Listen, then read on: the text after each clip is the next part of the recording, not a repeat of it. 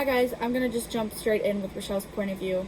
The metal bed was uncomfortable and the bathroom was small. The basket of toiletries was expected to be enough for the week.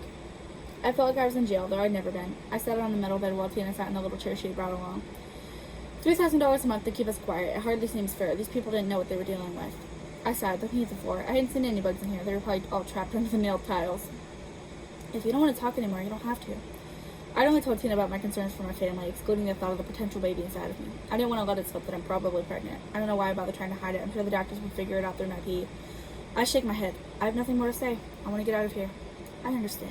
But she didn't. She hadn't been locked in a cell for 2 weeks. Food being slipped through a slot in the door. Nurses trying to not to get too close. She hadn't had needles injected into her at various times of the day or blood drawn, her pee sampled. She wasn't the one sitting on a metal bed. Well, she says after a moment of silence, I'm gonna head out. If you need me, call me. They'll be giving you a card from me once you get out of here, and it'll have my number on it. It has nothing to do with this place. I have my own office and stuff, so you'll never have to think of the White Garden Asylum again, okay? I nodded, but I wasn't really listening. I didn't really care. After a while, the doctor came in and she smiled at me. My assistant was behind him. His name was Joshua. How relevant. Oh, God. Hello, Rochelle. The doctor smiles. I have some things to tell you and ask you, and I'm here if you have any final questions that need answered. I remain silent, allowing him to continue. So our results have come back. You're clear of the green flu, and you haven't been feeling any symptoms of the flu in general, have you? No. Alright, when was your last menstrual cycle? In October. I missed last month.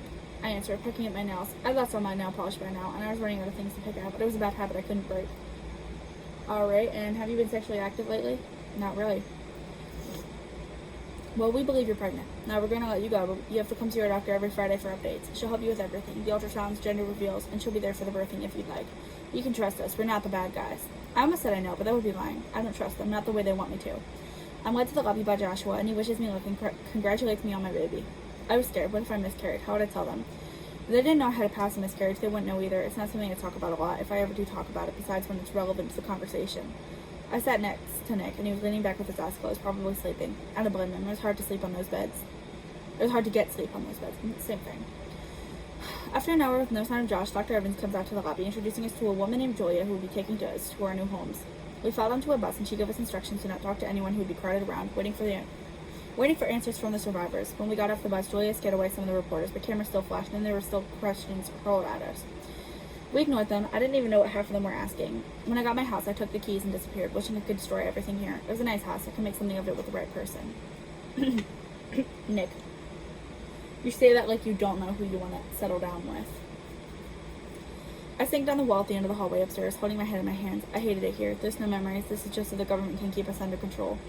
I glanced around at the grayish walls. These weren't welcoming. Nick eventually came over and we sat together on the couch, the TV blank. I didn't know what to do. He didn't know I was for sure pregnant. Nick, I say, breaking the silence. Yeah? The doctor said I'm pregnant. He turns to me. A smile forms on his face. So what if you are? I have to go back to that place every Friday so I can be observed. I'll go with you. Okay. Eventually, Nick and I agreed to take a pregnancy test so we know they're not making it up. I knew I was most likely pregnant, but I didn't really want to believe it. I don't think I was ready. Not yet. Our house wasn't ready either. Nick returns and I go to the bathroom, terrified to see the results. When the two lines appear, I stare at them for a moment before finally going outside to Nick. He stood outside the door and I looked up at him. I was scared he'd get excited and then I'd end up miscarrying. I didn't want him excited only to be broken again. Nick, I'm pregnant. They were right. He smiles, pulling me in for a hug and holding me tight. At first, I didn't know why they would bother taking a pregnancy test, but now it makes sense. Like, oh, they could be making it up. I loved him, and I wanted kids with him, but I was terrified. I said a silent prayer, hoping the baby would make it. Rochelle, I love you. He kissed me, and my heart skipped a beat. We both wanted the same thing. Maybe we would get lucky and would have kids together. We'd have to furnish the house, though, getting a crib and other stuff so the kid could be occupied during the day. I hoped it was a girl, but I didn't want to name her Anne-Marie anymore. Nick, I think I know what I want to name it if it's a girl. Oh yeah? Nicole. Spelled like our names if they were put together. I spelled it out for him and he smiles. Sounds beautiful, just like you. Which, if you don't know and you're not reading, it's Nickolle. That's a really pretty name. He kissed me again before turning away to make dinner. I smiled after him, thankful to have met him. He was definitely the best thing that ever happened to me. That night we held each other tight, fearing the future but also looking forward to it. The next morning we were both awake by 10 o'clock. We ate breakfast and I began working on invitations. I was going to invite the other servers so they knew I was pregnant. Louis would be an uncle and Coach would have a grandkid. It was a shame that my mom wouldn't get to meet them though. When I finished writing out all of the invitations and filling them in envelopes, Ellis and Zoe rang our doorbell. I opened it and we talked our bit before they ended up going home. Nick told them I was pregnant and they were going to just pretend they were finding out the first time when they came over for dinner. That makes sense now. I was nervous, but they needed to know. I might even see who the neighbors across the street are. Maybe I'd admit them too if they weren't scared of me. Nick came into the kitchen where I sat at the table, head in my hands. I didn't know where to start to plan for the baby. I wouldn't be able to get clothes or anything for it until I knew the gender, but I could get some toys. Nick sits across from me, putting a hand on mine. Hey baby, I got an idea. I looked him. Why don't we go shopping? We can get some furniture. We can get some furniture for the baby and some toys and stuff. Maybe some bottles and stuff to feed it. I don't really know what all a baby needs. Food, toys, love, clothes, diapers, wipes. Anything to entertain it, really. It needs, furniture-wise, it needs like a crib. And then I think people suggest having like a playpen to put it in when it's a little bit older. Blankets, socks, hats for winter. I think that's pretty much it. I don't know. I don't have a baby. I don't have a baby in my life either, so I really don't know. But I feel like that's kind of like self-explanatory. It's like, what do you need? And then just kind of put that in like baby style. And then if you don't breastfeed, you need like baby bottles and formula. Not necessarily food until they're a little bit older, but I smile. That sounds like a plan if we had money. Forgot to mention, Nick pulls out an envelope, then another. These babies. These are our checks. We get 2, so that's $6,000 a month to take care of us. Isn't that neat? I look into his eyes, smiling. It is. We decide to get dressed and head to the store. I'd much rather furnish the entire house. We had 9 months to settle down for a baby, and I might miscarry, but Nick was excited to do this, so I would let him. Alright. He's looking at the cribs that could be doubled as playpens, and he looked like he was genuinely focused. I don't really know. I'm lost. I'm focused, but I'm lost. That is such a vibe, Nick. He smiled over at me, and I felt butterflies. I smiled, and we ended up picking out a nice crib and some toys. We also get clothes that better suit who we are. Nick actually opted for jeans and t-shirts. I was surprised when he came out of the dressing room. He looked nice. We got new shoes and pillows for the couch and new bed sheets before deciding we should be fine for now. Our house was almost completely furnished when we moved in, though they had assumed a lot of things, and we had double of everything because Nick brought things that would be useful. When we left the store, Nick turned to me. He was driving and he smiled. Hey, do you want to meet the neighbors? It feels a little odd that they're the only ones we don't know. I shrugged. Sure, what's the harm? Maybe I could invite them to my special dinner, but I have to put the invitations in mailboxes anyway. When we get to the cul-de-sac, Nick pulls into the driveway instead. There are 2 cars, so someone had to be home. Weird, I never saw anyone come outside, not even to get the mail. It's because they're vampires. Nick went striding up the driveway, always so confident while I lagged behind. He knocked on the door as I finally caught up to him, and someone yelled they'd be out in a second. Then the door opened, and I saw a man holding a baby. It couldn't be more than a few months old, and it was crying as he stepped outside. Sorry, Sky was asleep. What do you need, Nick? Nick just stared in shock. It was Ricky, the guy from the military outpost. Damn, you live here? Like, that's a bad thing. Oh my god. Yeah, Sky was a zombie, so she was put here to be monitored. She never changed fully, Ricky explained, hushing the little girl. She was so cute. I bet her and my kid would be friends. Oh no. Oh no. Newsflash, they're going to be the farthest things from friends you can get. But, okay. Nick looked back at me. Is Skylar okay? Yeah, she's better now, but she has a really weak immune system.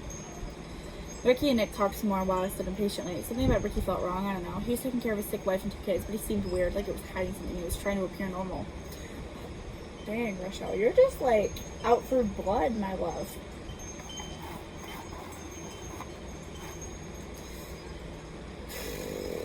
I don't even know what he's hiding. I can't tell you. I literally couldn't. I don't remember. Eventually, the men wrap up their conversation, and Nick and I head home. At dinner, while I finish the invitation, Nick talks about Ricky. Ricky's cool, and his kids will be friends with ours, and Ellis is kind of his brother-in-law, and his wife is this, and Ricky that. Eventually, I zoned out, focusing on the invitations and taking them out to the mailbox. So, you're gonna make the mail lady come to the cul-de-sac, past Zoe's house, past Ellis's house, past Josh's house, get to yours, get the invitations, and then dish them out, and then leave the cul-de-sac. That doesn't seem right. That doesn't seem fair. When I came back into the kitchen, Nick was staring at me. What? Were you even listening? He looked disgusted, and I felt bad. My stomach turned, and I looked away. Kind of.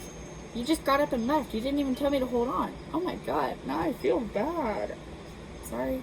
He was silent for a minute before mumbling that it was fine. I sighed again, and he didn't say another word. When we went to bed that night, he still hadn't said anything. Oh my god, I'm not gonna lie. It is not that big of a deal. Like, personally, I've never really zoned out when people have been talking to me about something that I'm not interested in. I just kind of, like, nod along. Like, I don't take what they're saying to heart. but I don't exactly zone out either. But if I didn't care for someone and someone I was talking to was just going on and on and on and on about them, I would kind of be like, can we change the subject, please? Like,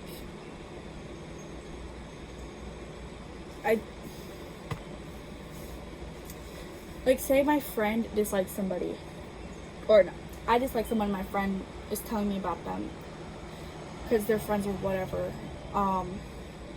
Get your little short story out, but I don't want that to be the whole topic of our conversation. Like, you can tell me you guys went to the beach and made sandcastles and we can move on. You don't have to be like, yeah, his sandcastle was 6 feet tall with like a moat and the little perfect details. Like, I don't need the details. Get what you want to say out and let's move on. Nick, if you're mad at me for earlier, I'm sorry. I didn't mean to zone out, but I was tired of hearing about Ricky. I don't trust him. I'm sorry.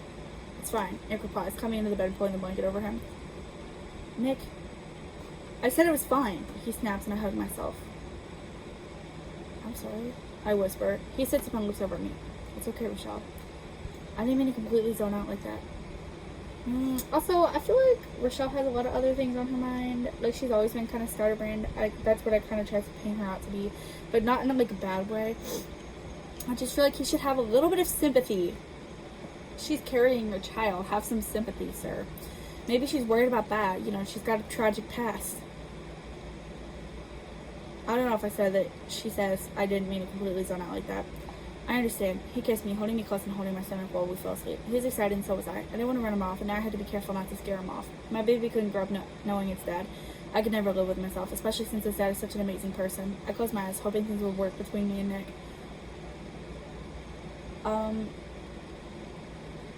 They should. Honestly, they better, because why wouldn't they? That's it for Rochelle's point of view. Next is Nick.